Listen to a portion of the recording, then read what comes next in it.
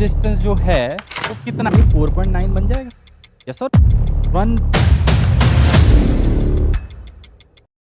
Hello students, तो कैसे आप सब लोग। हमारी ऑलरेडी 2 क्लासेस हो चुकी हैं। चैप्टर 1 जो हमने स्टार्ट कर रखा है क्लास 11 की फिजिक्स का यूनिट एंड मेजरमेंट का। आज हमारी क्लास तीसरी है। जो क्लासेस 2 हो रखी हैं एक बार जरूर उनको आप जाके देखिए, सो दैट कि वो कंटिन्यूटी से आप इस क्लास को फॉलो कर पाएंगे। ठीक है, आज तीसरी क्लास हम लोग स्टार्ट करते हैं। कल वाली क्लास में या उससे पहले वाली क्लास में हम लोगों ने सिंपल फिजिकल क्वांटिटीज क्या होती हैं, उनके एसआई यूनिट क्या होते हैं, कौन कौन से सिस्टम ऑफ यूनिट्स हैं, ये सारा डिस्कशन हम ऑलरेडी कर चुके हैं। ठीक है, और कल वाली क्लास में हमने कुछ सिस्टम ऑफ यूनिट के बारे में पढ़ा था, यानी उसमें जो सबसे इंपॉर्टेंट सिस्टम हमने पढ़ा था that is SI system of unit, है ना। उसके बारे में डिस्कशन किया था, उसी के बेसिस पे हमने कुछ फंडामेंटल क्वांटिटीज के यूनिट्स भी लिखे थे। ठीक है, तो आज की हमारी क्लास होगी, इसमें हम लोग कुछ प्रैक्टिकल यूनिट्स जो रियल लाइफ में यूज किए जाते हैं, कुछ ऐसे प्रैक्टिकल यूनिट यूज किए जाते हैं जो बहुत ही स्मॉल डिस्टेंसेस को मेजर करने के लिए या स्मॉल मासेस को मेजर करने के लिए, या कुछ ऐसे भी हमारे पास प्रैक्टिकल यूनिट्स हैं जिनसे हम लोग बहुत हैवी मासेस को या बहुत लार्ज डिस्टेंसेस को मेजर करते हैं। तो उन सारे प्रैक्टिकल यूनिट्स की हम आज बात करेंगे। ठीक है, और साथ ही साथ कुछ और चीज़ें भी डिस्कस करेंगे, कुछ डायरेक्ट मेथड भी पढ़ेंगे जिनसे हम लोग कुछ डिस्टेंसेस की मेजरमेंट करते हैं, जिसमें आपका वर्नियर कैलिपर आ गया, ट्रू गॉज आ गया या मीटर स्केल आ गया। तो आज की क्लास का हमारा ये कंटेंट रहेगा। तो शुरू करते हैं क्लास, अपनी नोटबुक लेके बैठ जाइए, स्टार्ट करते हैं। कल वाली क्लास से ही आगे चल रहे हैं। ओके, तो आज का हमारा डिस्कशन है some common practical units. Practical unit का मतलब जो रियल लाइफ में यूनिट हम यूजली यूज करते हैं, हम उनकी बात करने वाले हैं। ठीक है, सबसे पहले डिस्कशन करते हैं practical units for measuring small distances, जो बहुत छोटे डिस्टेंसेस हैं, जैसे एटॉमिक स्केल पे या न्यूक्लियर स्केल पे जो डिस्टेंसेस हैं, अगर उनकी मेजरमेंट करनी होती है तो उसके लिए हमने कुछ नए नाम सुजेस्ट करे हैं। कल भी मैंने आपको प्रीफिक्सेस का एक टेबल दिया था, उसी टेबल का यूज हम लोग यहाँ पे करने वाले हैं। ठीक है, तो बहुत ही स्मॉल डिस्टेंसेस की हमें मेजरमेंट करनी है, तो इसमें जो 4 इंपॉर्टेंट यूनिट्स हैं जो यूज किए जाते हैं, इसमें सबसे पहले नंबर पे है मेरे पास 1 फर्मी। ये 1 फर्मी क्या होता है? देखो, फर्मी वाला जो यूनिट है 1 फर्मी, ये न्यूक्लियर स्केल पे चला जाता है, यानी न्यूक्लियर का साइज या न्यूक्लियर के रेडियस की जब हम बात करते हैं तो तब हम उसको फर्मी में मेजर करते हैं।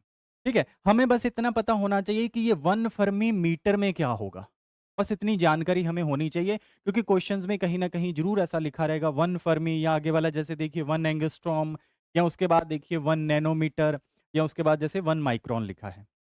ठीक है, तो ये जानकारी आपको होनी चाहिए कि इनको मीटर्स में कैसे लिखा जाता है। ठीक है, तो देख लेते हैं। जो 1 फर्मी होता है, 1 फर्मी, इसको शॉर्ट में 1 एफएम भी लिख सकते हैं, that is equal to 10 raise to power minus 15 metre.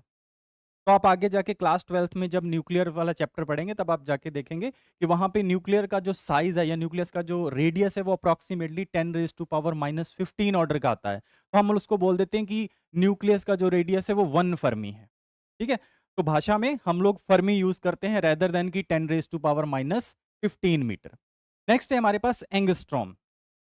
ये एंगस्ट्रॉम भी काफ़ी इंपॉर्टेंट यूनिट है, ये एटॉमिक स्केल पे चला जाता है। जब हम किसी एटम के रेडियस की बात करते हैं, आपने पढ़ा होगा केमिस्ट्री में भी, जब आप बोहर एटॉमिक मॉडल पढ़ते हो तब आप बोलते हो कि पहला जो ऑर्बिट है, यानी n इज इक्वल टू 1 वाला जो ऑर्बिट है, उसका जो रेडियस को बोहर रेडियस बोल दिया जाता है, और उसको आप एंगस्ट्रॉम के ऑर्डर में भी लिखते हो, कुछ 0.592 करके एंगस्ट्रॉम आता है। ठीक है, तो एंगस्ट्रॉम जो होता है, इसको क्या बोलते हैं? ये इसको भी हम लोग मीटर में कन्वर्ट कर सकते हैं। 1 एंगस्ट्रॉम इज इक्वल टू 1। अच्छा, इसको लिखने का तरीका है 1 ए के ऊपर छोटा सा ये सर्कल लगा देना है। ठीक है, तो इसको 1 एंगस्ट्रॉम बोलते हैं। आता किसके बराबर है? 10 raise to power minus 10 metre. 1 angstrom in metre अगर लिखना हो तो 10 की पावर माइनस 10 मीटर के बराबर आता है।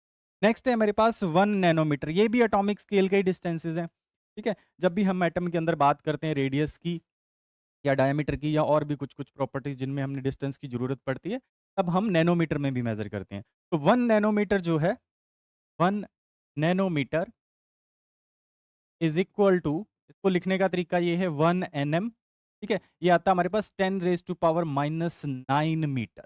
ठीक है? 10 की power minus 9 metre. Okay, last एक और पढ़ लेते हैं, that is micron. 1 micron. 1 micron, इसको लिखने का तरीका है 1 म्यू, ठीक है? और इसको हम बोल सकते mu m, sorry, 1 mu m, इसको हम लिखते हैं 10 raise to power minus 6 metre, ठीक है? तो ये चारों आप याद रखेंगे, बहुत जगह आपको इन चीज़ों की ज़रूरत पड़ेगी। स्मॉल डिस्टेंसेस के लिए कहीं पे भी फर्मी लिखा है, कहीं पे भी एंगस्ट्रॉम लिखा है या कहीं पे भी नैनोमीटर या माइक्रोन लिखा है, तो आप इनके ये कन्वर्जन फैक्टर है जो वहाँ पे यूज़ कर सकते हैं कैलकुलेशंस को आसान करने के, ठीक है? तो होपफुली ये वाली चीज़ आपको क्लियर रही होगी। नेक्स्ट चलते हैं। नेक्स्ट है मेरे पास practical units for measuring large distances. ये इंपॉर्टेंट है, यहाँ पे थोड़ा सा ध्यान से सुनना इन चीज़ों को। ये वाले जो 3 यूनिट मैंने लिखे हुए हैं ना, light year, astronomical unit and पार्सक, ये तीनों बड़े इंपॉर्टेंट है, ठीक है? यहाँ से एक छोटा सा क्वेश्चन जरूर बनता है सीबीएसई बोर्ड्स में भी और नीट वगैरह में भी कभी-कभी पूछ लिया जाता है। ठीक है, तो ध्यान से सुनेंगे इसको। ये जो मैंने यूनिट यहाँ पे 3 लिखे हैं, चाहे मैंने लाइट ईयर लिखा, चाहे एस्ट्रोनॉमिकल यूनिट लिखा या पार्सक लिखा, ये बहुत बड़े डिस्टेंसेस के लिए यूज़ किया जाता है। जैसे फॉर एग्ज़ाम्पल अ, लाइट 1 साल में कितना डिस्टेंस ट्रैवल करती है? लाइट 1 साल में कितना डिस्टेंस ट्रैवल करती है? तो अगर इसको मीटर में लिखेंगे तो बहुत बड़ी वैल्यू बनेगी। तो उसको शॉर्ट में हम लोग लाइट ईयर से डिफाइन कर देते हैं। यस और नो? ठीक है? तो इन जनरल सबसे पहले मैं बताता हूँ कि लाइट ईयर होता क्या है? आप लिख लेंगे, सिंपली लाइट ईयर होता क्या है? The distance travelled by the light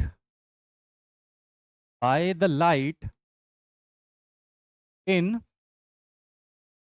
1 year. Distance travel by the light in 1 year, मतलब 365 डेज में उसने जितना डिस्टेंस ट्रैवल किया वो 1 लाइट ईयर बोल देते हैं। ठीक है, तो कभी-कभी ये भी क्वेश्चन पूछा जाता है कंफ्यूज करने के लिए कि लाइट ईयर किसका यूनिट है? डिस्टेंस का है, टाइम का है, मास का है या किसी और चीज़ का, मोमेंटम का है ना? इस तरीके से क्वेश्चन डाला जाता है। तो कई बार क्या होता है, बच्चे क्या बोलते हैं कि लाइट ईयर, ईयर लिखा है तो इसका शायद ये टाइम का यूनिट होगा। लेकिन नहीं, लाइट ईयर का मतलब है लाइट ने 1 साल में कितना डिस्टेंस ट्रैवल किया। तो light year in general distance का यूनिट है। ये डिस्टेंस मेज़र करता है। यस और नो? ठीक है? तो अगर आप इसको निकालना भी चाहते हो तो निकाल भी सकते हो कि लाइट ईयर कितना होता है ना? आपने क्या करना है, लाइट की स्पीड आपको पता है 3 × 10⁻8 मीटर पर सेकंड, ठीक है? और उसको अगर टाइम के साथ मल्टीप्लाई कर दोगे तो आपको ये पता चल जाएगा कि लाइट ने 1 साल में कितना डिस्टेंस ट्रैवल किया। बट आप उसको खुद से कैलकुलेट भी कर सकते हो, मैं यहाँ पे सीधी उसकी वैल्यू लिख रहा हूँ। अच्छा, लाइट ईयर को लिखने का तरीका है 1 LY, शॉर्ट में इसको 1 LY लिखते हैं, ठीक है? वैल्यू कितनी होती है इसकी? 9.467 इंटू 10⁻15 मीटर। आपको ये वाली वैल्यूज़ याद रखनी है। आप कैलकुलेट भी कर सकते हो, अभी मैंने तरीका बताया, सिंपल वो speed is equal to distance upon time वाला फॉर्मूला लगा के यहाँ पे लाइट की स्पीड पुट कर दो 3 × 10⁻8 मीटर पर सेकंड और यहाँ पे टाइम की जगह पुट कर दोगे 365 डेज़। डेज़ को पहले आवर्स में कन्वर्ट कर लेना, आवर्स को फिर सेकंड्स में कन्वर्ट कर लेना, क्योंकि स्पीड आपके पास मीटर पर सेकंड में, तो जो भी क्वांटिटी दूसरी आप पुट करोगे वो सेकंड में होनी चाहिए, यानी कि एसआई यूनिट में होनी चाहिए। ये कल वाले काम का एक तरीके से रिवीजन भी है कि आप ऐसा मत करना कि 3 × 10⁻8 मीटर पर सेकंड को सीधा ही 365 डेज से मल्टीप्लाई कर दिया, तो उससे एग्जैक्ट आंसर नहीं आएगा। ठीक है? जो ये वैल्यू है ये आप नहीं ऑब्टेन कर पाओगे। समझ गए इस बात को? तो आपको सब कुछ एसआई यूनिट में ही करना है। कल जो भी हमने काम किया था उसमें हमने यही बोला था कि कैलकुलेशन में आंसर आपसे एसआई यूनिट में ही डिमांड किया जाता है, तो आपने उसका आंसर भी एसआई यूनिट में ही करना है। अगर कोई फिजिकल क्वांटिटी एसआई यूनिट में नहीं है तो प्लीज़ उसको पहले कन्वर्ट करिए, फिर आगे काम करिए। ठीक है? तो लाइट ईयर होपफुली आपको क्लियर हो गया होगा कि 1 लाइट ईयर क्या होता है। यस और नो? ठीक है, आगे बढ़ते हैं। नेक्स्ट है मेरे पास एस्ट्रोनॉमिकल यूनिट। एस्ट्रोनॉमिकल यूनिट को शॉर्ट में एयू भी बोल देते हैं। एस्ट्रोनॉमिकल यूनिट को शॉर्ट में एयू भी बोल देते हैं। पहले देख लेते हैं कि एस्ट्रोनॉमिकल यूनिट है क्या? देखिए, सन और अर्थ के बीच का जो मीन डिस्टेंस है, मान लो यहाँ पे मेरे पास सन है, यहाँ पे अर्थ है, तो सन और अर्थ के बीच का ये जो एवरेज डिस्टेंस है ना, इसी को बोल दिया जाता है 1 एस्ट्रोनॉमिकल यूनिट। ठीक है? इसका भी आप सिंपल वैल्यू याद रखेंगे, 1 एस्ट्रोनॉमिकल यूनिट, इसका वैल्यू अप्रॉक्सिमेटली आता है 1.496 1.496 इंटू 10⁻11 मीटर, इंटू 10⁻11 मीटर। तो ये वैल्यू आप याद रखेंगे एस्ट्रोनॉमिकल यूनिट के लिए। बस याद रखेंगे कि एस्ट्रोनॉमिकल यूनिट क्या है? Mean distance between the earth and the sun. Mean distance मतलब average distance between the earth and the sun is known as astronomical unit, क्योंकि बहुत बड़ा डिस्टेंस है तो उसके लिए हमने इस तरीके से इसको डिफाइन कर दी। ठीक है, last very important that is parsec. 1 parsec, parsec को हम इन जनरल पैरालैक्टिकल सेकंड भी बोल देते हैं, पैरालैक्टिकल सेकंड, तो शॉर्ट में उसको बोल दिया पारसेक। अब 1 पारसेक क्या होता है जरा इसके बारे में समझते हैं। तो मैं थोड़ा सा ऊपर कर लेता हूं। 1 पारसेक के बारे में समझते हैं कि 1 पारसेक क्या है। एक मिनट।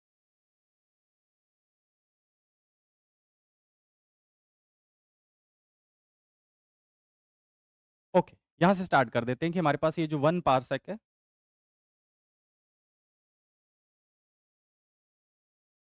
ठीक है, 1 पारसेक के बारे में समझते हैं कि 1 पारसेक है क्या। ध्यान से देखेंगे 1 पारसेक क्या है। आपने क्या करना है, सन को मान लो मैंने यहां प्लेस कर लिया और अर्थ को मान लो मैंने यहां प्लेस कर लिया। ठीक है, अब आपको पता है इन दोनों के बीच में एवरेज डिस्टेंस जो है वो कितना है, 1 एस्ट्रोनॉमिकल यूनिट। ठीक है, 1 पारसेक निकालने के लिए आपने क्या करना है, सबसे पहले सन को यहां प्लेस कर लेना, अर्थ को यहां प्लेस कर लेना, और उनके बीच का जो मीन डिस्टेंस है वो कितना है, 1 एस्ट्रोनॉमिकल यूनिट। यस और no.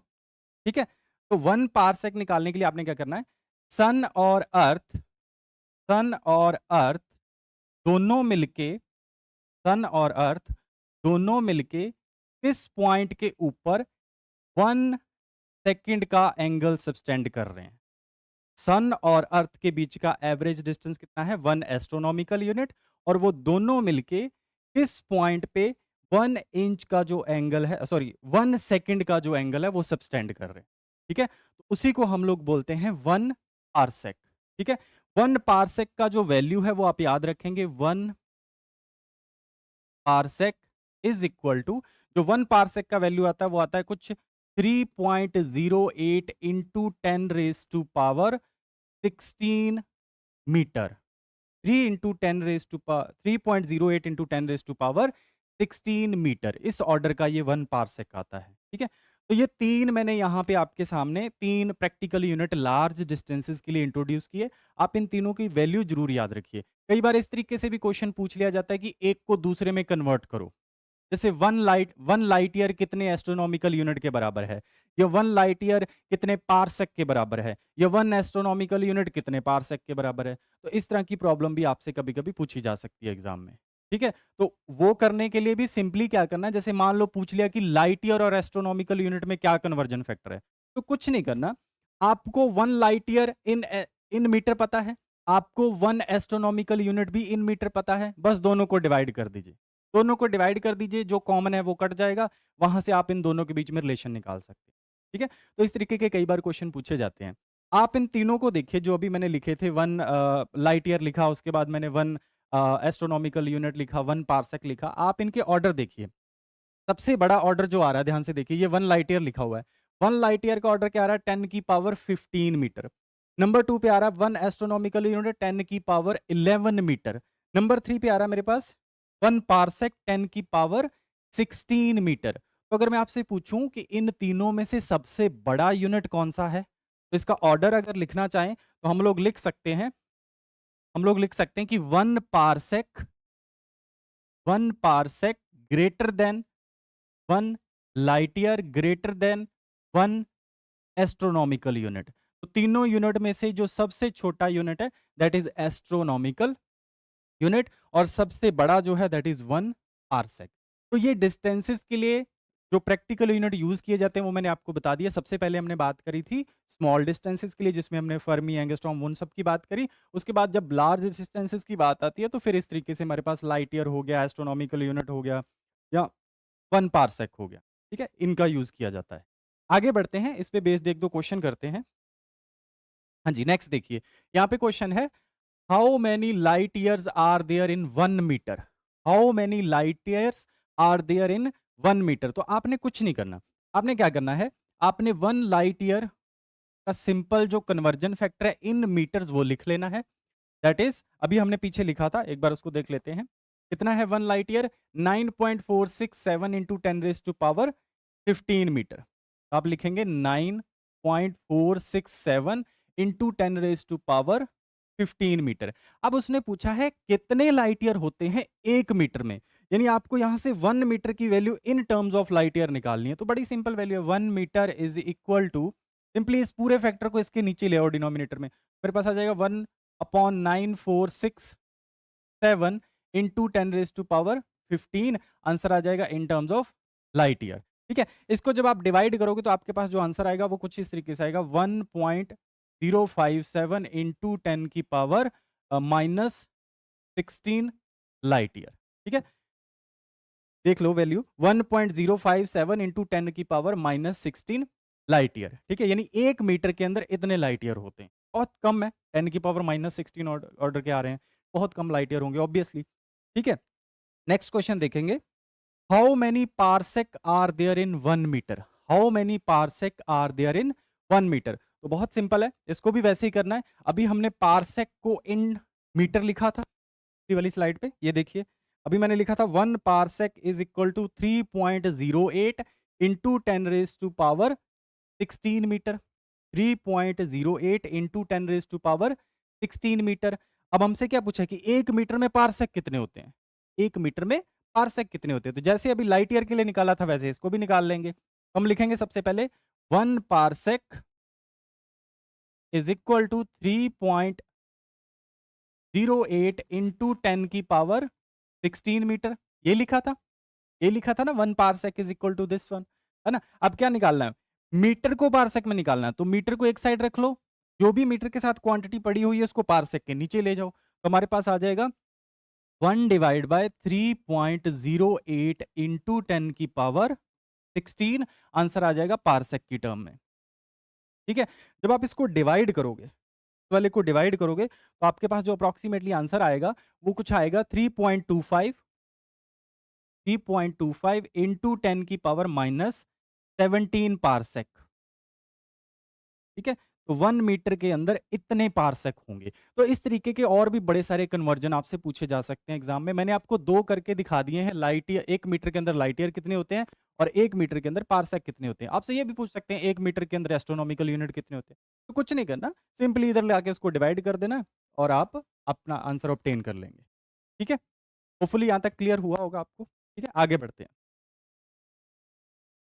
Next, practical units, practical units for measuring very small masses, practical units for measuring very small masses, ये इंपॉर्टेंट है। ठीक है, इस पे ध्यान देना, खास करके जब आप न्यूक्लियर के क्वेश्चन करते हो या एटॉमिक फिजिक्स के क्वेश्चन करते हो तो वहां पे इस वाले यूनिट का ज्यादा यूज होता है। ठीक है, तो आपको पता होना चाहिए कि ये वाला यूनिट क्या होता है।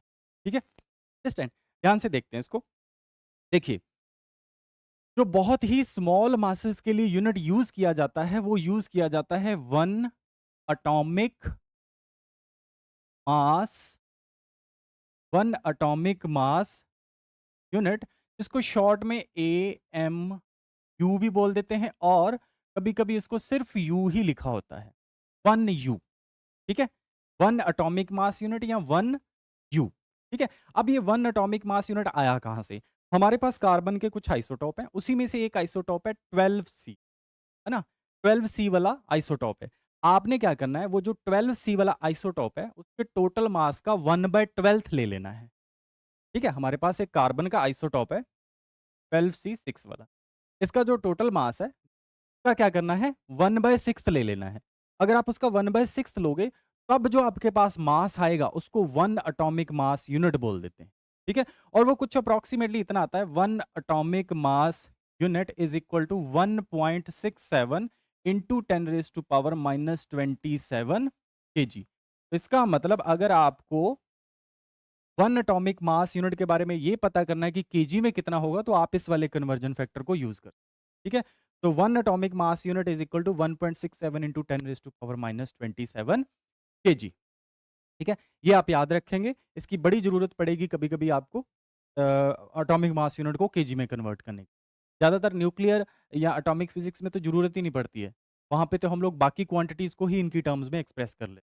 ठीक है, ओके, नेक्स्ट इस पे बेस्ड भी एक क्वेश्चन है। नेक्स्ट क्वेश्चन देखिए, how many atomic mass unit would make up 1 kg। अब वो कह रहा है कि कितने ऐसे एटॉमिक मास यूनिट, कितने ऐसे छोटे-छोटे यू मिलके 1 केजी बनाएँगे? क्योंकि ध्यान से देखिए 1 एटॉमिक मास यूनिट तो केजी से बहुत छोटा है, 10 की पावर -27 बहुत छोटा नंबर है ये, ठीक है? हमें तो क्या चाहिए कि ऐसे कितने एटॉमिक मास यूनिट मिलके 1 केजी बनाएँगे? तो फिर से वही काम जैसा पीछे अभी लाइट ईयर के लिए किया था, 1 मीटर में कितने लाइट ईयर होते हैं? अब हमें क्या पता करना है कि 1 केजी बनाने के लिए कितने एएमयू चाहिए? तो सिंपल इस कन्वर्जन फैक्टर को उठाओ, 1 atomic mass unit is equal to 1.67 into 10 की पावर -27 केजी। आपको निकालना क्या है? आपको तो यही निकालना है कि 1 केजी में कितने एएमयू होंगे। तो क्या करोगे? 1 केजी को एक साइड रखो और केजी के साथ जो भी मल्टीप्लिकेटिव फैक्टर है उसको इसके नीचे ले जाओ। तो आपके पास आ जाएगा 1 डिवाइड बाय 1.67 इंटू 10 की पावर -27। आंसर आ जाएगा एएमयू में। ठीक है? इसकी वैल्यू जब आप निकालोगे तो आपके पास कुछ अप्रॉक्सिमेटली 6.024 इंटू 10 की पावर 24 एएमयू आएगी। यानी कि 1 केजी 1 केजी बनाने के लिए कितने एएमयू होने चाहिए? हमारे पास 6.024 इंटू 10 की पावर 24 एएमयू होने चाहिए। ठीक है? यहाँ तक की कहानी क्लियर होगी होपफुली आपको। अभी तक हमने क्या-क्या किया है? शॉर्ट डिस्टेंसेस के लिए प्रैक्टिकल यूनिट इंट्रोड्यूस किए, लार्ज डिस्टेंसेस के लिए प्रैक्टिकल यूनिट इंट्रोड्यूस किए और उसके बाद मासेस के लिए हमने प्रैक्टिकल यूनिट इंट्रोड्यूस किए। ठीक है? अभी तक की हमारी कहानी ये रही है। आगे बढ़ते हैं। नेक्स्ट, ये भी बड़ा इंपॉर्टेंट टॉपिक है, order of magnitude. Order of magnitude. ठीक है? इस पे भी कभी-कभी एक आधा न्यूमेरिकल प्रॉब्लम पूछ ली जाती है, खास करके बोर्ड्स में या आपके स्कूल एग्जाम में जरूर पूछ लेते हैं इस पे। ठीक है? कि आपको कोई गिवन नंबर दे दिया और पूछ लिया कि इसका ऑर्डर ऑफ मैग्नीट्यूड बताओ। कोई भी गिवन नंबर दे दिया, जैसे मैंने आपको बोल दिया 500, मैंने आपको एक नंबर दिया 500, मैंने पूछ लिया इसका ऑर्डर ऑफ मैग्नीट्यूड बताओ। तो ऑर्डर ऑफ मैग्नीट्यूड कैसे फाइंड करते हैं? या मैंने आपको कोई नंबर दे दिया 4, तो मैंने पूछ लिया इसका ऑर्डर ऑफ मैग्नीट्यूड बताओ। तो पहले तो ऑर्डर ऑफ मैग्नीट्यूड होता क्या है और फिर इसको फाइंड कैसे करते हैं, ये दोनों चीजें सीखते हैं। पहले देखिए, the order of magnitude of a physical quantity, कोई भी फिजिकल क्वांटिटी हो सकती है, लेंथ, टाइम, मास, कुछ भी हो सकता है, उसका ऑर्डर ऑफ मैग्नीट्यूड की बात कर रहे हैं। The order of magnitude of a physical quantity is the power of 10। Order of magnitude of a physical quantity is the power of 10 which is closest to its magnitude, which is closest to it magnitude। यानी उस quantity के साथ में जो 10 की power रखी होगी ना, उस पावर को ही उसका ऑर्डर ऑफ मैग्नीट्यूड बोल देते हैं। लेकिन इसको फाइंड करने का एक तरीका है। आप इन जनरल कोई भी क्वांटिटी लिखी देख के ऐसा नहीं बोल सकते कि इसका ऑर्डर ऑफ मैग्नीट्यूड ये है। जैसे मान लो फॉर एग्जांपल एक नंबर लिख दिया 8, तो अगर मैं आपसे पूछूं कि 8 का ऑर्डर ऑफ मैग्नीट्यूड क्या है, ठीक है, तो उसको फाइंड करने का एक तरीका है। ऐसे आप सीधा नहीं बता सकते। ठीक है, तो कैसे फाइंड करते हैं एक बार जरा ये देखते हैं। मान लो आपके पास कोई क्वांटिटी है, फिजिकल क्वांटिटी Q। आपके पास एक फिजिकल क्वांटिटी है Q, आपने उसकी मेजरमेंट करी। अच्छा, मेजरमेंट करी, आपके पास मेजरमेंट करी तो उसका मैग्नीट्यूड कुछ इस तरीके से आया, n मल्टीप्लाइड बाय 10 की पावर कुछ x आई, मान लेते हैं। आपने किसी फिजिकल क्वांटिटी की मेजरमेंट करी, मास, लेंथ, टाइम कुछ भी हो सकता है ना, मोमेंटम हो सकता है। उसकी मेजरमेंट करने पे आपको पता चला कि जो वैल्यू आई है वो कुछ ये आई है। ठीक है? अंडरस्टैंड? तो आप देखेंगे कि क्या यहाँ पे रखा हुआ जो n है, क्या यहाँ पे जो रखा हुआ n है, वो 0.5 से बड़ा और 5 के लगभग बराबर या उससे छोटा है? अगर नहीं है तो उसको बना लो। अगर वो नंबर 0.5 से बड़ा या 5 से छोटा नहीं है तो उसको इस रेंज के बीच में बना लो। कैसे बनाते हैं अभी बात करेंगे। मान लो 8 है, 8 तो 5 से बड़ा है, 8 को 5 से छोटा कैसे बना सकते हैं? उसको 10 से डिवाइड कर दो। 10 से डिवाइड करोगे तो 10 से मल्टीप्लाई भी करना पड़ेगा, है ना? ठीक है, इस तरीके से उस नंबर को आप 5 से छोटा बना लीजिए और फिर देखिए कि साथ में जो 10 की पावर पड़ी हुई है, वो क्या बता रही है। अगर आपके पास कोई नंबर n आया है और वो नंबर इस रेंज में आ रहा है, तो उसके साथ में रखा हुआ जो 10 है, 10 के ऊपर जो x पड़ा हुआ है, वो x ही आपका ऑर्डर ऑफ मैग्नीट्यूड है। वो x ही आपका ऑर्डर ऑफ मैग्नीट्यूड है। फॉर एग्जांपल, मान लो मैंने कोई नंबर लिखा, मैंने कोई q क्वांटिटी लिखी, मैंने वो क्वांटिटी लिखी 1.4 इंटू 10 की पावर लेट्स से 11। ये कोई फिजिकल क्वांटिटी लिखी मैंने, ठीक है? ओके, आपने देखा कि ओके, यहाँ पे ये जो नंबर है, ये नंबर इस रेंज में आ रहा है, यस आ रहा है।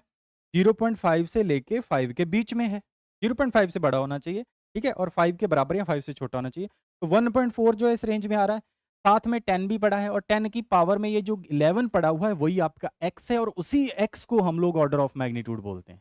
तो मैं बोलूँगा इस फिजिकल क्वांटिटी का order of magnitude order of magnitude is 11 या +11। ठीक है? ऐसा भी हो सकता है कि यहाँ पे -11 आ सकता है किसी फिजिकल क्वांटिटी में, तो उसमें बोल दोगे इसका ऑर्डर ऑफ मैग्नीट्यूड -11 है। ठीक है? इस तरीके का भाषा का आप प्रयोग करेंगे कि ऑर्डर ऑफ मैग्नीट्यूड कैसे बोला जाता है और उसको कैसे निकाला जाता है। सिंपल है, ठीक है? ईज़ी लग रहा होगा। आगे बढ़ते हैं, इस पे बेस्ड कुछ क्वेश्चन करते हैं, इससे और क्लैरिटी आएगी। ये देखिए, मैंने यहाँ पे कुछ 5 से 6 प्रॉब्लम रखी हुई हैं। आपने क्या करना है, हर एक प्रॉब्लम को उठाना है और बताना है कि इसका ऑर्डर ऑफ मैग्नीट्यूड क्या होगा। एक बार वीडियो को पॉज़ करके आप खुद से इनके ऑर्डर ऑफ मैग्नीट्यूड निकालने का ट्राई करिए, फिर हम कंटिन्यू करते हैं, ठीक है? एक बार वीडियो को पॉज़ करके इन सभी नंबर्स का ऑर्डर ऑफ मैग्नीट्यूड खुद से निकालिए और फिर हम आगे बढ़ते हैं, ठीक है?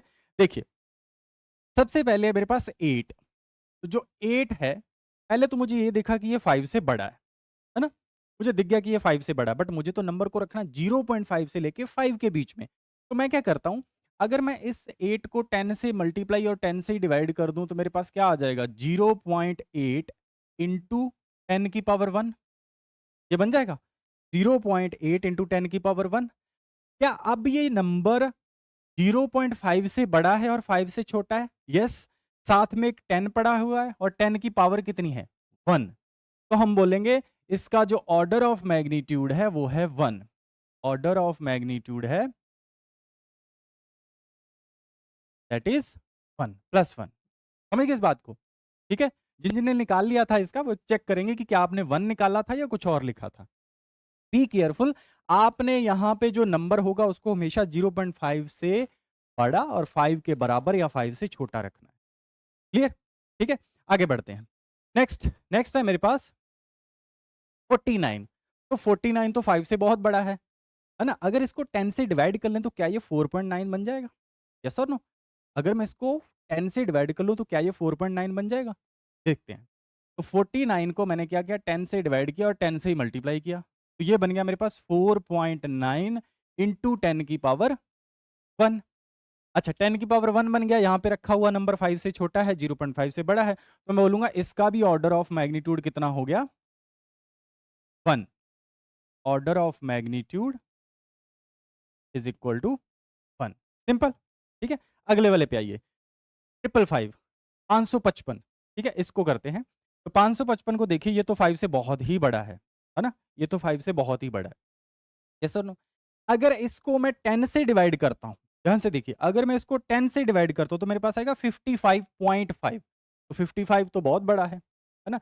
अगर इसको मैं 100 से डिवाइड करता हूँ तो मेरे पास आ जाएगा 5.55।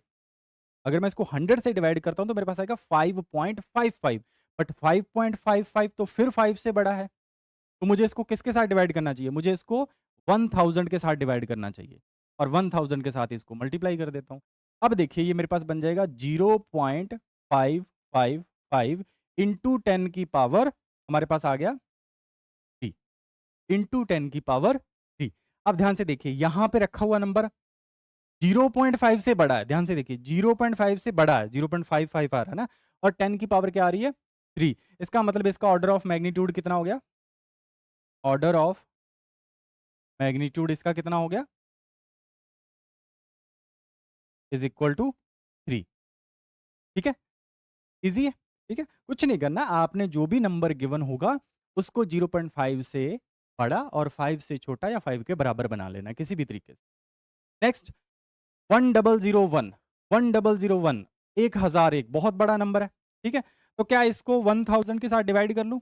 101, 1 मिनट, इसको क्या 1000 के साथ डिवाइड कर लूँ? अगर इसको 1000 के साथ डिवाइड कर रहा हूँ तो 1000 के साथ इसको मल्टीप्लाई किया और जब मैंने ये किया तो मेरे पास आ गया 1.001 इंटू 10 की पावर 3। अब इस नंबर को भी देखिए 1.001। अब ये जो नंबर है ये कितना आ रहा है? 1 आ रहा है ना? 1 पॉइंट समथिंग आ रहा है। अगर 1 पॉइंट समथिंग आ रहा है तो मतलब 0.5 से तो बड़ा ही है और 0.5 से बड़ा साथ में क्या लगा हुआ है? 3। ठीक है? 10 की पावर में क्या लगा हुआ है? 3। तो इसलिए इसका ऑर्डर ऑफ मैग्नीट्यूड भी कितना हो गया? 3। अंडरस्टैंड? नेक्स्ट आ जाइए 0.135, नेक्स्ट नंबर है मेरे पास 0.135। इस नंबर को देखिए ज़रा ध्यान से, ये इंपॉर्टेंट है। इस नंबर को देखिए, ये बन रहा है 0.135। आप देखिए 0.135 तो 0.5 से छोटा है। मुझे क्या करना है?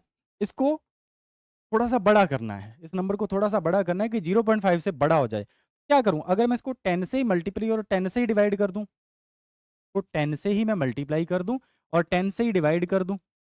तो जिस 10 से मैंने इसको मल्टीप्लाई किया है, तो ये किसको क्या बना देगा? 1.35, और ये जो नीचे वाला 10 है ये ऊपर चला जाएगा, माइनस का हो जाएगा। ठीक है? नंबर को आपको 0.5 से बड़ा बनाने के लिए और 5 से छोटा बनाने के लिए किसी भी चीज़ से मल्टीप्लाई डिवाइड करना पड़े, तो आप करिए। ठीक है? पर कोशिश करिए कि नंबर को उस रेंज में बनाइए। तो मैंने वही किया। मेरे को 0.135 दिख रहा था, मेरे को दिख रहा था 0.5 से छोटा है। तो मैंने ट्राई किया कि उसको 10 से मल्टीप्लाई करके 1 पॉइंट समथिंग बना लिया, जो कि 0.5 से बड़ा है। ठीक है? तो अब मुझे दिख रहा है कि इसकी पावर में आ रहा है -1, तो मैं बोलूँगा इसका ऑर्डर ऑफ मैग्नीट्यूड क्या है? -1। ठीक है? उसके बाद नेक्स्ट ये वाला नंबर देखिए 0.05, इसको ऑरली कर लेते हैं 0.05। अब इस नंबर को देखिए, ये नंबर 0.5 से बहुत छोटा है। ये नंबर 0.5 से बहुत छोटा है। ठीक है? और अगर मैं इसको 10 से मल्टीप्लाई करता हूँ, तो नंबर बन जाएगा 0.5, बट हमें 0.5 से बड़ा लेना है, तो इसको मतलब इसको 100 से मल्टीप्लाई करना पड़ेगा। है ना? इसका मतलब इसको 100 से मल्टीप्लाई करना पड़ेगा। ठीक है? तो इसको 100 से मल्टीप्लाई करते हैं और देखते हैं क्या आता है। ठीक है? ये वाला नंबर था मेरे पास। 1 मिनट। इसी वाले नंबर की हम लोग बात कर रहे हैं। ओके? तो इस नंबर को मुझे किससे मल्टीप्लाई करना है? 100 के साथ। जब इसको 100 के साथ मल्टीप्लाई करूँगा तो नंबर बन जाएगा कुछ 5 समथिंग। है ना? 100 के साथ करूँगा तो 5 समथिंग बन जाएगा, है ना? मैं कर ही देता हूँ इसको। ये नंबर आपके पास बन जाएगा 5 इंटू 10 की पावर -2। तो मैं बोलूँगा इसका ऑर्डर ऑफ मैग्नीट्यूड क्या आ जाएगा? इसका ऑर्डर ऑफ मैग्नीट्यूड क्या आ जाएगा? -2। इसी तरीके से 0.99, अब 0.99 फिर से 0.5 से तो बड़ा ही है। ठीक है? और साथ में कुछ नहीं आ रहा इसके। जैसे इस नंबर को देखिए 0.99, साथ में कुछ नहीं आ रहा। ऑलरेडी ये नंबर 0.5 से बड़ा है। ऑलरेडी ये नंबर 0.5 से बड़ा है और साथ में कुछ नहीं आ रहा। अगर कुछ नहीं आ रहा तो साथ में मैं लगा सकता हूँ 10 की पावर 0, 10 की पावर 0। तो मैं बोलूँगा इसका ऑर्डर ऑफ मैग्नीट्यूड 0 है। तो ऑर्डर ऑफ मैग्नीट्यूड कितना है? 0। अंडरस्टैंड? तो इस तरीके से आपके पास कोई भी फिजिकल क्वांटिटी की अगर वैल्यू गिवन है और आपसे पूछा जाता है कि इसका ऑर्डर ऑफ मैग्नीट्यूड बताइए, तो आप इन कुछ जनरल तरीकों का यूज़ करके उसका ऑर्डर ऑफ मैग्नीट्यूड फाइंड कर सकते हैं। ठीक है? ज़्यादातर इसका यूज़ किया जाता है जब डिस्टेंसेस को या टाइम को या मासेस को कंपेयर किया जाता है, तो ये देख लिया जाता है कि ऑर्डर ऑफ मैग्नीट्यूड किसका जब बड़ा है। जैसे फॉर एग्जांपल अभी पीछे हमने लाइट ईयर, पारसेक और एस्ट्रोनॉमिकल यूनिट की बात करी, तो हम उनकी अगली क्वांटिटी पे तो फोकस ही नहीं कर रहे हैं। हम उनके आगे जो रखी हुई क्वांटिटी थी उस पे तो फोकस ही नहीं कर रहे, है ना? हम तो ये देख रहे हैं कि ऑर्डर ऑफ मैग्नीट्यूड किसका ज़्यादा है। किसमें 10 की पावर 16 आ रही है, किसमें 10 की पावर 11 आ रही है और किसमें 10 की पावर 15 आ रही है। हम ये देख रहे थे। जिसकी पावर बड़ी होगी यानी उसका ऑर्डर ऑफ मैग्नीट्यूड उतना बड़ा होगा और उसका ऑर्डर ऑफ मैग्नीट्यूड उतना बड़ा तो मतलब वो वाला जो प्रैक्टिकल यूनिट है उतना ही ज़्यादा बड़ा है हमारे पास। ठीक है? यहाँ तक की कहानी क्लियर हो गई होगी होपफुली आपको। नेक्स्ट, नेक्स्ट भी इम्पोर्टेंट है। अब हम बात करेंगे कुछ डायरेक्ट और इनडायरेक्ट मेथड्स की, कुछ डायरेक्ट और इनडायरेक्ट मेथड की जो फर्दर यूज़ किए जाते हैं कुछ लेंथ को मेज़र करने के लिए। जैसे मान लो मुझे इस मार्कर की लेंथ को मेज़र करना है, तो मैं सिंपली मेरे पास जो मीटर स्केल होता है, उसका एक एज यहाँ रखूँगा, दूसरा एज यहाँ रखूँगा और देख लूँगा कि किस वाली लाइन के साथ कोइंसाइड कर रहा है और उससे इसकी लेंथ मेज़र कर लूँगा। लेकिन कुछ डिस्टेंसेज़ ऐसे होते हैं, कुछ लेंथ ऐसी होती है जो बहुत छोटी होती है जिनको मीटर स्केल से मेज़र नहीं किया जा सकता है। उसके लिए फिर कुछ और इंस्ट्रूमेंट डिज़ाइन किए गए। जैसे मीटर स्केल के बाद जो अगला इंस्ट्रूमेंट डिज़ाइन किया गया, उसका नाम है वर्नियर कैलिपर। लेकिन कुछ डिस्टेंसेस ऐसे भी हो सकते हैं जो उससे भी मेज़र ना हो सकें, ठीक है? या हो सकता है कि किसी बॉडी की ज्योमेट्रिकल फिगर ही ऐसी हो कि वर्नियर कैलिपर से उसको ना मेज़र किया जा सके। तब हम लोग जो इंस्ट्रूमेंट यूज़ करते हैं that is screw gauge micrometer, screw gauge या माइक्रोमीटर उसको बोल दिया जाता है।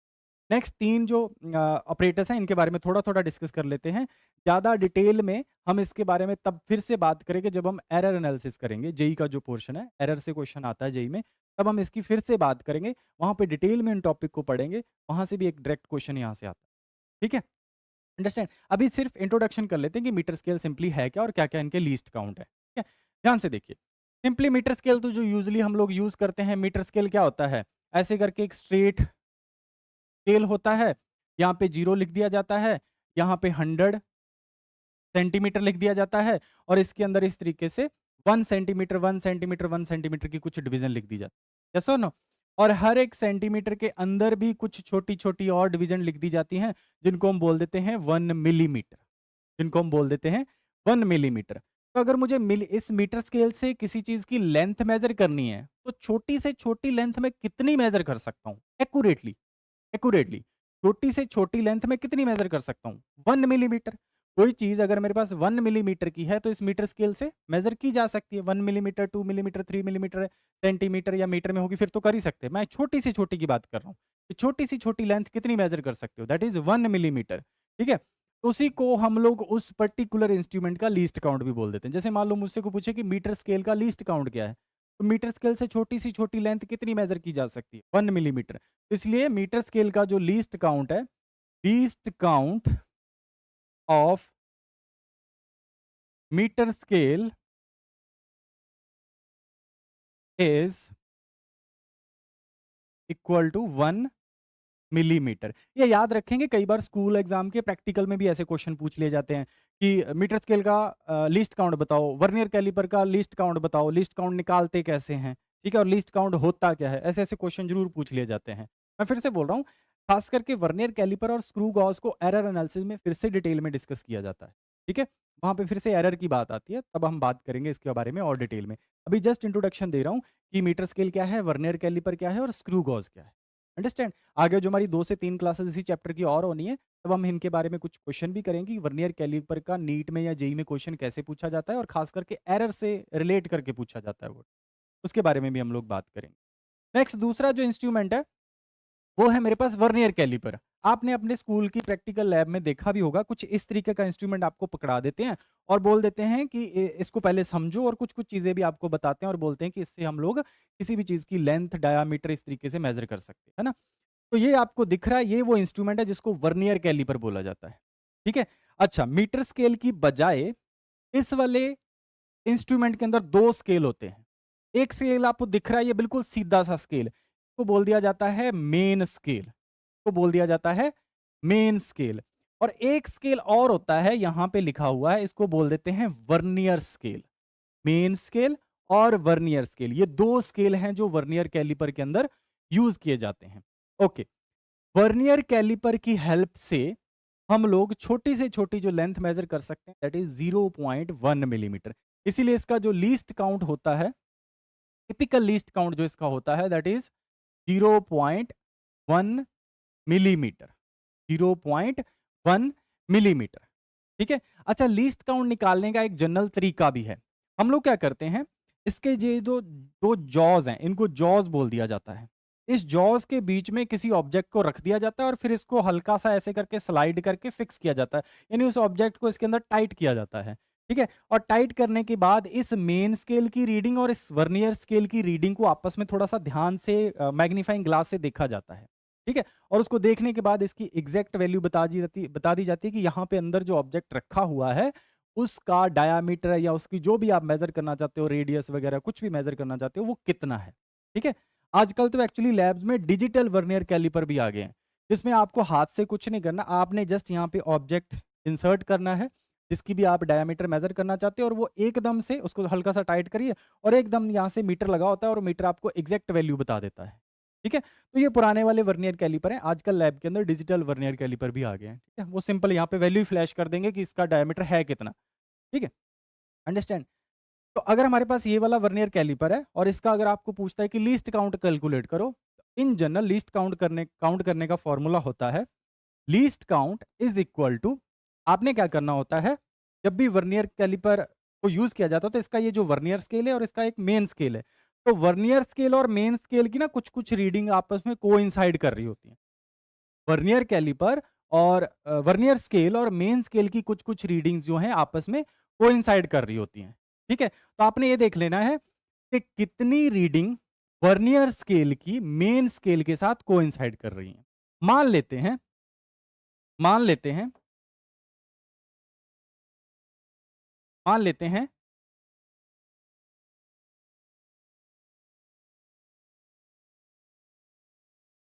1 मिनट। मान लेते हैं कि if N division of if n divisions of Vernier scale coincide coincides with coincides with coincides with n minus 1 divisions of main scale के लिए मैंने एमएस लिखा, वर्नियर स्केल के लिए मैंने वीएस लिखा। तो वर्नियर स्केल की अगर एन डिवीजन मेन स्केल की एन माइनस 1 डिवीजन के साथ कोइंसाइड कर रही हैं, तो इसका जो लीस्ट काउंट लिखा जाएगा that is 1 minus n minus 1 divide by n। ठीक है, इस तरीके से इस फॉर्मूले का यूज करके आप उस वर्नियर कैलिपर का लीस्ट काउंट निकाल सकते। समझ गए इस बात को? ठीक है, जैसे फॉर एग्जांपल मान लो वर्नियर स्केल की 10 डिवीजन, मान लो वर्नियर स्केल की 10 डिवीजन मेन स्केल की 9 डिवीजन के साथ कोइंसाइड कर रही हैं, तो आप यहाँ पे n की वैल्यू यहाँ पे पुट करके आप उसको कैलकुलेट कर सकते हैं। ठीक है, ये वाला काम आप कर सकते हो खुद से। तो यहाँ से आपके पास लीस्ट काउंट आ जाएगा। कुछ टिपिकल वैल्यू मैंने अभी आपको बताई थी, 0.1 mm होती है। ठीक है, अंडरस्टैंड? आगे बढ़ते हैं। नेक्स्ट जो इंस्ट्रूमेंट है हमारे पास दैट इज स्क्रू गॉज। इसको स्क्रू गॉज बोलते हैं या फिर इसको माइक्रोमीटर भी बोल दिया जाता है। ये भी एक ऐसा इंस्ट्रूमेंट है जो उससे भी छोटी लेंथ को मेजर करने के लिए यूज किया जाता है। ठीक है, अब इसमें देखिए, इसमें इस तरीके से आपने देखा भी है, पिक्चर में दिख भी रहा है कि एक स्फेरिकल ऑब्जेक्ट मैंने इस तरीके से इसके अंदर फंसा दिया है और मुझे इसका डायमीटर मेजर करना है। अब इसके अंदर भी 2 स्केल होते हैं, जैसे वर्नियर कैलिपर के अंदर भी 2 स्केल थे, एक वर्नियर स्केल था, एक मेन स्केल था। इसके अंदर भी एक तो मेन स्केल है। मेन स्केल तो ये वाला जो सीधा-सीधा आपको दिख रहा है, ये वाला जो, ये तो है इसका मेन स्केल। ठीक है? और एक यहाँ पे और स्केल दिख रहा है 30, 25, 30, ये 15 आपको दिख रहा है ना? ये इसका है सर्कुलर स्केल। ये क्या है इसका? Circular scale. तो मेन स्केल और सर्कुलर स्केल का यहाँ पे यूज होगा। यहाँ पे नाम भी लिखा है, थिम्बल स्केल भी बोलते हैं या इसको सर्कुलर स्केल ज्यादा कॉमन वर्ड यूज किया जाता है इसके लिए। ठीक है, तो सर्कुलर स्केल का भी हम लोग यूज करते हैं इसमें। ठीक है, यानी कि वर्नियर कैलिपर से सिर्फ इतना अलग है कि उसमें वर्नियर स्केल होता है, स्क्रू गॉज के अंदर सर्कुलर स्केल होता है। इसके अंदर यहाँ ऑब्जेक्ट रखेंगे और उसके बाद में हम वैल्यू नोट कर लेंगे। ओके, तो इसके अंदर भी इसका एक लीस्ट काउंट निकाला जाता है। ठीक है, लेकिन लीस्ट काउंट निकालने के लिए एक और क्वांटिटी यहाँ पे डिफाइन करी जाती है सबसे पहले, जिसको बोलते हैं pitch. Pitch of the screw gauge. Pitch of the screw gauge का सिंपल मतलब है कि जब आप इसको ऐसे करके ना यहाँ से इसको घुमाते हो, ये वाली जो चीज है सर्कुलर स्केल में, इसको ऐसे करके यहाँ से टाइट करते हो ऑब्जेक्ट को प्रॉपर फिक्स करने के लिए। ठीक है, तो पिच का मतलब है कि जब आप इसको टाइट कर रहे हो तो ये जो स्क्रू है, ये जो स्क्रू है कितना अंदर मूव किया, distance moved by the screw, distance moved by the screw divide by number of rotation given या revolution given, number of rotation या revolution.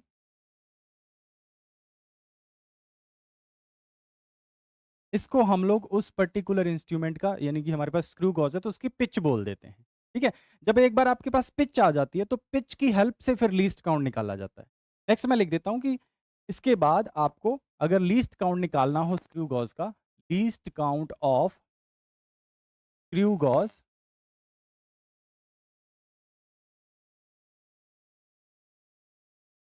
Least count of screw gauge, तो आपने पिच अभी निकाल ली, पिच निकाल ली। ठीक है, एंड पिच जो निकाली है आपने उसमें क्या किया था, स्क्रू को आगे मूव करवाया था, कितना वो डिस्टेंस मूव किया और कितनी नंबर ऑफ रेवोल्यूशन दी थी, है ना? है ना? उसके बाद अब अगर आपको लिस्ट काउंट करना है तो फिर से यहाँ पे पिच को डिवाइड कर दोगे, total number of revolution, total number of revolution on the circular scale, क्योंकि रोटेट कौन सा हो रहा है, circular scale, on the circular scale. ठीक है, तो ये हमारे पास 3 इंस्ट्रूमेंट है जिनका आज हमने डिस्कशन किया है। जस्ट बेसिक बेसिक इंट्रोडक्शन किया है कि मीटर स्केल किस काम आता है, वर्नियर कैलिपर किस काम आता है, उसका लीस्ट काउंट कैसे निकालते हैं, फिर हमने स्क्रू गॉज की बात करी, स्क्रू गॉज किस काम आता है, फिर से वही डायमीटर मेजर करने के लिए आता है या छोटी लेंथ मेजर करने के लिए आता है, ठीक है? और इसका लीस्ट काउंट कैसे निकालते हैं, इसमें एक नई क्वांटिटी इंट्रोड्यूस करी जिसको पिच बोलते हैं। इसका एग्ज़ैक्टली यूज़ तो आप लैब में जाके ही सीखोगे कि इसको यूज़ कैसे करते हैं। बस जस्ट ये पता होना चाहिए कि लीस्ट काउंट होता क्या है और पिच क्या होती है, ठीक है? हाथ से जब इसको यूज़ करोगे एक्चुअली सीख तो आप इसको तभी पाओगे कि इससे लेंथ मेज़र कैसे की जाती है, ठीक है? लेकिन एट लीस्ट आपको बेसिक फ़ॉर्मूला ज़रूर पता होना चाहिए कि least count for a screw gauge का क्या फ़ॉर्मूला है, least count for vernier calliper क्या फ़ॉर्मूला है। और हम देखते भी हैं कि टिपिकल वैल्यू जो least count of screw gauge की आती है वो कुछ 0.01 एमएम के अराउंड आती है। 0.01 एमएम के अराउंड आती है। मीटर स्केल की कितनी थी? 1 एमएम। वर्नियर कैलिपर की कितनी थी? 0.1 एमएम और स्क्रू गॉज़ की उससे भी छोटी 0.01 एमएम। समझ गए? यहाँ तक का डिस्कशन आज की क्लास में करते हैं। आगे कल कंटिन्यू करेंगे। कल हम लोग होपफुली कुछ इनडायरेक्ट मेथड की बात करेंगे। 2 से 3 इनडायरेक्ट मेथड हैं, जिनसे थोड़े लार्ज डिस्टेंसेस मेज़र किए जाते हैं। यहाँ पे मैंने जो तीनों आपके पास सामने इंस्ट्रूमेंट डिस्कस किए, इनसे छोटे डिस्टेंसेस मेज़र किए जाते हैं, है ना? कल हम बात करेंगे कुछ और मेथड्स की जिनको इनडायरेक्ट मेथड बोल दिया जाता है, उनसे हम लार्ज डिस्टेंसेस की मेज़रमेंट करते हैं और फिर हम लोग इस चैप्टर का जो मोस्ट इम्पोर्टेंट पार्ट है, दैट इज़ डायमेंशनल एनालिसिस उस पे मूव कर जाएँगे। वो सबसे इम्पोर्टेंट पार्ट है और उससे ज़रूर क्वेश्चन आता है, ठीक है? बोर्ड्स में भी पूछा जाता है और उसके बाद जब आप जेईई या नीट के क्वेश्चन भी देखोगे तो वहाँ पे भी आपको डायमेंशनल एनालिसिस से या एरर से क्वेश्चन ज़रूर दिखेगा, ठीक है? तो यहाँ तक जो हमारी 3 क्लासेस हुई हैं, इनमें अभी तक चैप्टर का सिंपल इंट्रोडक्शन चल रहा था। आपको बेसिक-बेसिक जो टर्मिनोलॉजी यूज़ हो रही थी उसके बारे में बताया गया। जहाँ से क्वेश्चन बन सकता था वहाँ से क्वेश्चन बनाया और वो आपको करवाया। जैसे ऑर्डर ऑफ मैग्नीट्यूड का क्वेश्चन बन गया या कोई फिजिकल क्वांटिटी का फॉर्मूला दे दिया और उसके एसआई यूनिट पूछ लिए, है ना? तो इस तरीके का डिस्कशन अभी तक हमने किया है। आने वाली 2 से 3 क्लासेस के अंदर ये चैप्टर फिनिश हो जाएगा और जो 2 से 3 क्लासेस आगे आने वाली हैं, वो कॉम्पिटिटिव पॉइंट ऑफ व्यू से बड़ी इंपॉर्टेंट है। उसमें डायमेंशनल एनालिसिस और एरर एनालिसिस आने वाला है। ठीक है? तो उसको आप ज़रूर फॉलो करिएगा, ओके? और उससे हम जो इम्पोर्टेंट इम्पोर्टेंट क्वेश्चन है, वो भी ट्राई करेंगे। Okay? Thank you so much.